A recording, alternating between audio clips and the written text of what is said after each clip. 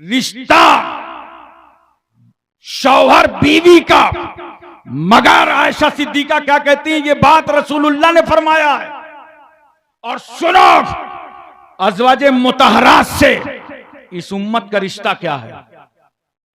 जानते हो इस उम्मत का रिश्ता क्या? अज़वाजे मुतहरात से कुरान कहता है, मोमिनो नबी की बीवियां तुम्हारी माएं हैं। बोलो मोहब्बत से सुभान अल्लाह। नबी की बीवियां तुम्हारी माएं हैं। अब एक बात बताओ, ये तो कुरान ने रिश्ता बता दिया ना कि नबी की बीवी तुम्हारी मां। जोर से बोलो, नबी की बीवी तुम्हारी, और जोर से बोलो, नबी की बीवी तुम्हारी मां। समझ गए? तो मां के शौहर को क्या कहते हैं? अब तुम ही बताओ, बोलो। बाप कहते हैं ना, कोई भाई तो नहीं कहता। और भाई की बीवी को क्या कहते हैं? बोलो, भाभी। तो ये बदअकीदे कितना गलत रिश्ता लगाए हैं। नबी को भाई बताने चले हैं। अल्लाह को मालूम था कि 1400 साल के बाद कुछ दरीदा ज़हन पैदा होंगे जो मेरे नबी को भाई कहेंगे, तो नबी की बीवियों से ये रिश्ता क्या लगाएंगे? इससे पहले खुदा ने 1400 साल पहले नबी की बीवियों का रिश्ता बता दिया कि नबी की बीवियां मोमिनो तुम्हारी माएं हैं। मोहतरम सामीन किराम, एक बात मैं आपसे और पूछना चाहता हूं। बोलो, ज़हन हाजिर है ना? नींद तो नहीं आ रही? बोलो, नींद तो नहीं आ रही? आज मैं आपको समझाना चाहता हूं और प्यार से समझाना चाहता हूं सैयदना गौसे आजम रज़ी अल्लाह ताला अन्हो कि वो पाकीज़ा और मुतबर्रक जिंदगी कि जिस पर हमें जरूरी है कि हम अमल करें। आज इतनी बड़ी कॉन्फ्रेंस गौसे आजम के नाम पर हुई, इतने उलमा बुलाए गए, इंडिया के बाहर बांग्लादेश से भी बुलाए गए, सभी आए, अपने अपने खिताबात किए, अपनी अपनी तालीम दी। कम से कम कुछ तो अपना दामन भर के जाओ। जानते हो गौसे आजम की इबादत का हाल क्या था? 15 साल तक कंटिन्यू, मुसलसल, लगातार, पैदर पै, मुतवातिर, इशा के बाद से लेकर फजर तक एक खत्मे कुरान फरमाते थे। अब तुम कितनी कुरान की तिलावत करते हो? फैसला कर लो। पढ़ा करो कुरान। जब नमाज पढ़ लिया करो ना, तो थोड़ी तिलावत कर लिया करो, थोड़ा जिक्र कर लिया करो। 25 साल तक गौसे आजम ने जंगलों की सैर की और खुदा का जिक्र करते रहे, अल्लाह को याद करते रहे। 40 साल तक इशा के वजू से फजर की नमाज अदा फरमाया। इशा के वजू से फजर की नमाज। अच्छा, जब मैं पढ़ रहा था सीरत गौसे आजम तो मुझे बड़ी हैरत हुई कि इशा के वजू से फजर की नमाज, और एक दिन नहीं, 40 साल तक, 40 साल तक इशा की नमाज, इशा के वजू से फजर की नमाज। अब यहां पर एक सवाल पैदा होता है, जरा पढ़े लिखे लोग मेरी तरफ तवज्जो करें। मैं उनकी अक्लों को समझना चाहता हूं, उलमा की खास तवज्जो चाहता हूं। तहज्जुद पढ़ने के लिए सोना शर्त है, और सोने से वजू टूट जाता है। तो अब बात समझ में नहीं आ रही थी, क्या 40 साल तक गौसे आजम सोए नहीं? अगर सोए तो ये नहीं समझ में आता कि तहज्जुद नहीं पढ़ा। इतने बड़े वली कामिल जिन्होंने कसरत नवाफिल से खुदा का कुर्ब हासिल किया हो, 40 साल तक वो तहज्जुद छोड़ दें? ये इधर नहीं समझ में आता, वो उधर नहीं समझ में आता। और अगर सोते हैं तो इशा के वजू से फजर समझ में नहीं आती। बोलो, क्योंकि सोने से वजू टूट जाता है। ये दिल में मेरे ख्याल था कि इंशाअल्लाह ये बात मैं किसी आलिम से नहीं पूछूंगा, ना अपने उस्ताद से पूछूंगा, लेकिन अगर कोई अल्लाह वाला मिल गया तो उससे जरूर पूछूंगा। बोलो मोहब्बत से सुभान अल्लाह। कोई फकीर मिल गया, दुर्वेश मिल गया, तो ये बात मैं जरूर पूछूंगा। इत्तेफाक ऐसा मेरा कछौछा शरीफ जाना हुआ और मखदुमुल मशाइख हुजूर सरकारे कला रहमतुल्लाह अलैह की बारगाह में मैं हाजिर हुआ। बड़े बड़े अकाबिरीन किराम उलमा अहले सुन्नत वहां बैठे थे। मुफ्ती अब्दुल जलील साहब रहमतुल्लाह अलैह, ख्वाजा मुजफ्फर साहब रहमतुल्लाह अलैह, मुफ्ती मुतीउर रहमान साहब तो अभी बाहयात हैं। ये सारे उलमा बैठे हुए थे और इतने में मैं भी हजरत की बारगाह में हाजिर हो गया। सलाम दुआ के बाद कहा बैठो, बैठ गया इत्मीनान से। और थोड़ी देर के बाद हजरत क्या फरमाते हैं जानते हो? ये कौन है हजरत सरकारे कला? ये वही हैं जिन्होंने हुजूर मुफ्ती आजम हिंद बरेलवी रहमतुल्लाह अलैह की नमाजे जनाजा पढ़ाया। देखिए माशाल्लाह एक गवाह मिल गया, सुभान अल्लाह। देखिए देखिए, ये बहुत बड़ी बात हो गई, बहुत बड़ी बात हो गई। मुफ्ती अब्दुल गफूर साहब ने सरकारे कला के पीछे खुद नमाजे जनाजा पढ़ा, हुजूर मुफ्ती आजम हिंद। देखिए एक गवाह आपके सामने, तवज्जो कीजिए जरा सा और जहन में इस बात को उतारने की कोशिश कीजिए। ऐसे आलिम दीन, ऐसे बुजुर्ग।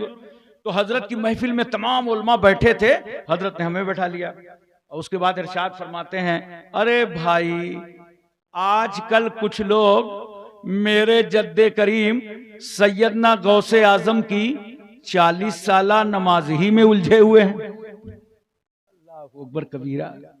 कहा 40 साला नमाज ही में उलझे हुए हैं। मैं समझ गया अब मेरे सवाल का जवाब मिलने जा रहा है, तो मैं और करीब आ गया, और करीब आया। तो हजरत इरशाद फरमाते हैं, सुनो मेरा गौस उस मकामे गौसियत पर फायज था जहां गफलत नहीं तारी होती। मतलब क्या है? गौस पर गफलत नहीं होती और जब तक गफलत तारी ना हो तब तक वजू नहीं टूटता। अल्लाह अकबर।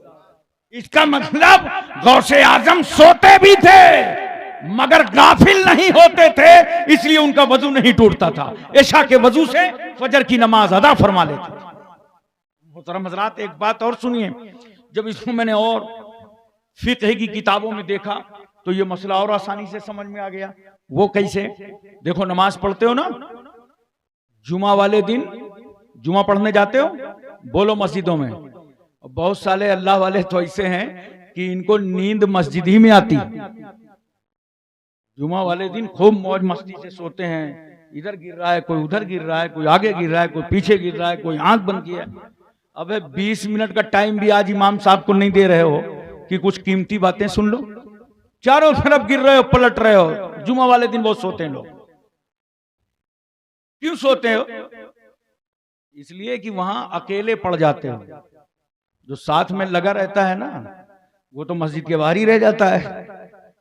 बोलो तो अब जरा सुकून मिलता है। अल्लाह के घर में तो नींद आ जाती है आपको, अल्लाह का जिक्र सुनने में नींद आ जाती है आपको। अब देखो सोने का तरीका सुन लो। मैं यही कहता हूं कि अगर पूरे जलसे में मेरी एक बात पर भी आपने अमल कर लिया तो जलसा कराने वालों की मेहनत उसूल हो गई। जोर से बोलो सुभान अल्लाह, दिल लगा के बोलो सुभान अल्लाह। अब सोने का ढंग देखो। अगर आप बैठे बैठे सो जाएं, चाहे जलसे में सो जाएं, जो लोग सो रहे हैं वो भी मसला सुन लें, चाहे मस्जिद में सो जाएं, चाहे घर में सो जाएं, अगर यूं बैठे बैठे सो गए और न दाहिने गिरे, न बाएं गिरे, न आगे गिरे, न पीछे गिरे, बैठे बैठे सो गए तो आपका वजू नहीं टूटेगा। बोलो सुभान अल्लाह। अरे मसला तो सुन लो, वजू नहीं टूटेगा। और अगर आप सजदे में थे, सजदे में जाके सो गए लेकिन इधर उधर गिरे नहीं, तब भी वजू नहीं टूटेगा। और अगर सजदे में गए, इधर लुढ़क गए, दाहिने या बाएं लुढ़क गए, तो हुक्म दिया जाएगा कि खुरूज मिनस सबीलैन का इम्कान हो गया, लिहाजा अब इसका वजू टूट जाए। बोलो पूरी तवज्जो है, ज़हन हाजिर है। ये तो मर्दों का मसला है, यहां पे औरतों का अलग है। सुन लो मेरी मां बहनों, मर्द सजदे में सो जाए, जब तक दाएं बाएं न गिरे तो वजू नहीं टूटता।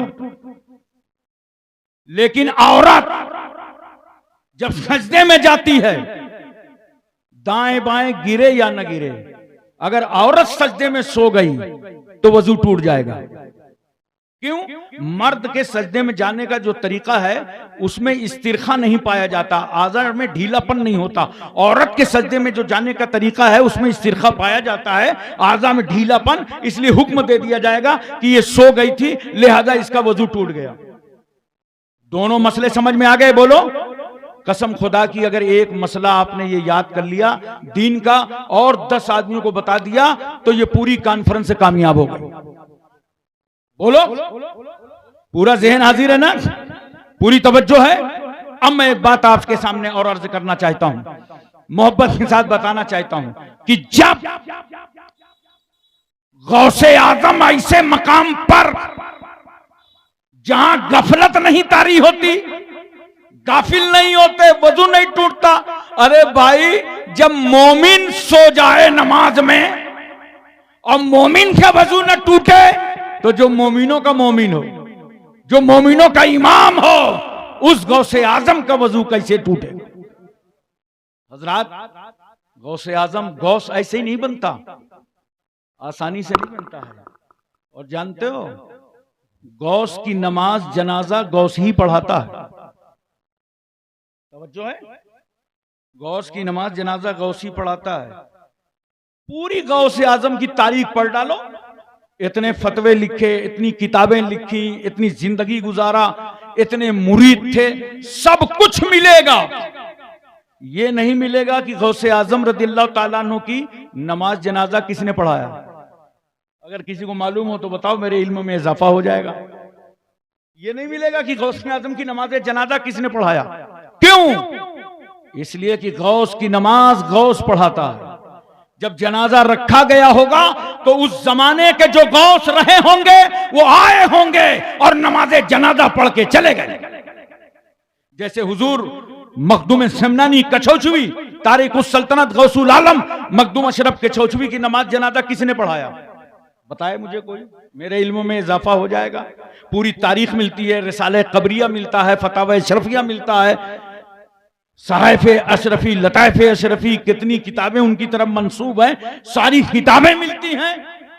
बहुत बड़े आलिम दीन थे, लेकिन वो गौसुल आलम भी थे, मकामे गौसियत पर फायज थे। सब कुछ मिलता है, ये नहीं मिलता कि मखदूम अशरफ कछौचवी की नमाज जनाजा किसने पढ़ाया। चूंकि ये गौस थे, उस जमाने के जो गौस रहे होंगे वो आए और पढ़ा के चले गए। और एक बात सुन लो, गौस के कंट्रोल में, कब्जे में अदवारे जमाना होता है। ये जमाने का दौर गौस के कब्जे में अल्लाह ताला दे देता है। और इसको तो मौलाना नूरुल इस्लाम साहब, मैंने कई बार आजमाया है। कलकत्ता की एक बहुत बड़ी में कॉन्फ्रेंस में था, इतने में बारिश होने लगी, सारे जलसे वाले आए, परेशान हो गए। कहा हजरत बड़ी मशक्कत से जलसा सजाया है, जैसे आप लोगों ने कितनी मेहनत मशक्कत से पिंडाल बनाया, माशाअल्लाह कितना बड़ा इंतजाम किया है। तवज्जो कीजिए, सदर, सेक्रेटरी, मेंबरान, ओहदेदारान, मुआविनीन, अल्लाह ताला सबकी खिदमतों को कबूल फरमाए, सबको गौसे आजम का सदका अता फरमाए। उन लोगों ने सजावट की थी, बहुत अच्छा प्रोग्राम रखा था। कहने लगे ये तो बारिश होने लगी। मैंने कहा परेशान ना हो, कहा दुआ कर दीजिए बारिश रुक जाए। मैंने कहा भाई देखो, बारिश अल्लाह की रहमत है, मैं कभी रहमत रोकने की दुआ नहीं करता हूं। हाँ, एक दुआ किए देता हूं कि बारिश भी होती रहे और आपका जलसा भी होता रहे। बोलो मोहब्बत से सुभान अल्लाह। बोले हम तो चाहते हैं हमारा जलसा हो। मैंने कहा सुनो, एक सुर्ख रंग का कपड़ा ले आओ, रूमाल बराबर। जब ले आए तो मैंने कहा भाई इसमें 11 रुपए लाओ। एक साहब ने 11 रुपए नहीं लाया, उसको लपेट दिया। लपेट के मैंने कहा ऊंचे मकाम पे रख दो। और ये जो बारिश हो रही है ना, याद रखना ये जमाना गौस के हाथों में होता है, जाओ रख दो, इंशाअल्लाह जलसा अच्छे से होगा। फिर रात भर जलसा गांव में बारिश नहीं हुई और जलसा होता रहा। सुबह आए वो लोग, कहा आप क्या करें? मैंने कहा वो 11 रुपए की शीरीनी मंगाओ और मोहल्ले के छोटे छोटे बच्चों पे तकसीम कर दो। ये एक बार की बात नहीं है। एक बार कानपुर में एक जगह मीरपुर छावनी है, वहां भी अल्हम्दुलिल्लाह ये अमल कामयाब हुआ। एक बार उन्नाव में एक जगह है गंगा पार, वहां भी बारिश होने लगी, ये अमल कामयाब हुआ। तो आप याद रखिए, ये जमाना गौसे आजम के कब्जे में होता है, जमाने का दौर गौस के कब्जे में होता है। इसीलिए तो कहते हैं कि चांद सूरज गौस को सलाम करते हैं। उनकी महफिल आपने सजाई है। एक आखिरी बात सुन लीजिए मोहब्बत से, बोलो ज़हन हाजिर है, तवज्जो है पूरी, देखिए और दिमाग में इसे अच्छी तरीके से उतारने की कोशिश कीजिए। रमजान शरीफ का जमाना है। एक मुरीद आता है गौसे आजम की बारगाह में और आकर के कहता है कि हजरत आज मेरे घर में इफ्तार फरमा लीजिए। तो हजरत ने फरमाया ठीक है, मंजूर है, इफ्तार कर लेंगे। अब मुरीदों के अंदर तो बड़ा हिस्सा होता है ना, देख लिया कि एक के घर पीर साहब जा रहे हैं, दूसरा भी तैयार हो गया। दूसरा आया, कहा हजरत इफ्तार की दावत कबूल कर लीजिए मेरे घर। तो हजरत ने फरमाया तुम्हारी भी कबूल है। इतने में तीसरा आया, कहा हजरत मेरे घर, फरमाया तुम्हारी भी कबूल है। धीरे धीरे 70 मुरीद आए और 70 ने दावत किस टाइम दिया? इफ्तार के टाइम। वक्त एक ही है, रोजा खोलने की दावत दी एक ही टाइम और 70 मुरीदों की दावत कबूल कर ली गौसे आजम ने। हम तो अगर एक रात में 2 जलसे कबूल कर लें तो कमेटी वाले हंगामा कर दें। गौसे आजम ने 70 दावत, और ये देखो 24 घंटे के अंदर की दावत नहीं थी, एक टाइम सूरज डूबेगा बगदाद में, उसी टाइम की 70 दावतें कबूल कर ली। अब हर मुरीद अपने अपने घर दस्तरखान लगाए है, सफाई सुथराई में जुटा हुआ है। आप जानते हो यार, किसी के घर में अगर पीर आ रहे हो, आपको मालूम हो जाए आपके घर में पीर आ रहे हैं, कितनी सफाई करोगे। उलमा आ रहे हैं, आलिम आ रहे हैं, मस्जिद के इमाम आ रहे हैं, कितना इंतजाम करोगे। तो जिसके घर में पीरों का पीर आ रहा हो, मीरों का मीर आ रहा हो, वो कितना इंतजाम करेगा। बढ़िया सजा करके दस्तरखान लगाया, हर मुरीद अपने दस्तरखान पर बैठा है। इफ्तार का टाइम हो गया, पलक झपकी, गौसे आजम 70 दस्तरखान पर नजर आने लगे। 70 दस्तरखान पर गौसे आजम दिखाई देने लगे। अब मुरीद इफ्तार कम कर रहा है, गौसे आजम की ज़ियारत ज्यादा कर रहा है। चेहरा देख रहा है, नूरानी सूरत देख रहा है, शक्ल देख रहा है, खुश हो रहा है अंदर अंदर। कल खानका जाऊंगा ना, जब मेरे पीर भाई मिलेंगे बड़े फख्र से बताऊंगा कल गौसे आजम ने मेरे घर इफ्तार फरमाया था। प्रोग्राम खत्म हो गया, सुबह हुई, सब मुरीद खानका में जमा होने लगे। एक मुरीद आया, दूसरे से बोला अस्सलाम वालेकुम। वालेकुम अस्सलाम, भाई खैरियत? अरे भाई खैरियत, कल नवाजा है गौसे आजम ने मुझे, मेरे घर में इफ्तार फरमा लिया है। उसने कहा भैया तुम पहचानने में गलती कर रहे हो, कल तो गौसे आजम मेरे घर में थे। दोनों में बहस होने लगी। तीसरा आ गया, कहा तुम दोनों नहीं पहचान पाए, कल तो गौसे आजम हमारे यहां थे। चौथा आया, उसने कहा ये अजीब लोग हैं यार, मेरे यहां गौसे आजम थे। पांचवें मैंने देखा, कहा झगड़े में ना पड़ो, ये सब पहचान नहीं पाए, गौसे आजम तो हमारे यहां थे। अब मारे खुशी के कोई किसी की सुन नहीं रहा, पूरी खानकाह में नारे लग रहे हैं, हमारे यहां थे, हमारे यहां थे, हमारे यहां थे, हमारे यहां थे। मुश्किल हो गया, मसला थे कहां। आखिरकार लोगों ने कहा भाई ऐसा है, चलो अहले मदरसा से पूछें कि कल इफ्तार के टाइम जब गौसे आजम गए थे तो बता के गए होंगे ना, किसके घर इफ्तार करने जा रहा हूं। जिसका घर बताएंगे उसी को मान लिया जाएगा। चलो अहले मदरसा से जाके पूछा, बताओ भाई 70 आदमी कह रहे हैं कि hमारे यहां थे, कल गौसे आजम जब इफ्तार करने गए तो मदरसे से कहां गए थे। मदरसे वालों ने कहा कल तो कहीं गए ही नहीं, कल तो हमारे यहां थे। मैं आपसे पूछना चाहता हूं, एक गौस 70 दस्तरखान पे नजर आ रहा है, कहां है वो लोग जो नबी के इल्म गैब पर उंगली उठाते हैं, नबी को हाजिर और नाजिर मानने के लिए मुंह का ज्योग्राफिया बदल जाता है। रसूल की अजमतों को घटाने वालों, नबी के खिलाफ उंगली उठाने वालों, बदअकीदो कान खोल के सुन लो, जब तुम गौसे आजम की हाजिरी का जवाब नहीं ला सकते तो मेरे मुस्तफा के हाजिर और नाजिर होने का जवाब कहां से लाओगे। नारे तकबीर, नारे रिसालत, उलमाए अहले सुन्नत, हुजूर सरकार कला, नारे तकबीर, नारे रिसालत। हजरात, एक बात और प्यार से बताइए। मैं चाहता हूं कि खिताबत की जौलानियत से नहीं बल्कि हकीकत में आपके दिमाग में बात उतर जाए। सूरज देखा है? बोलो, थोड़ा सा बोल दो। हूं, हाँ। सूरज देखा है ना? रोज देखते हो? एक है कि 1000?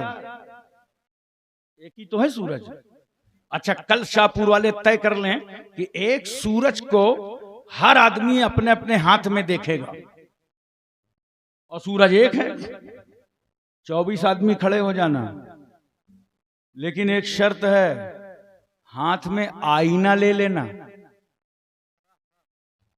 हाथ में आईना ले लेना और सूरज महाराज की तरफ रुक करके खड़े हो जाना।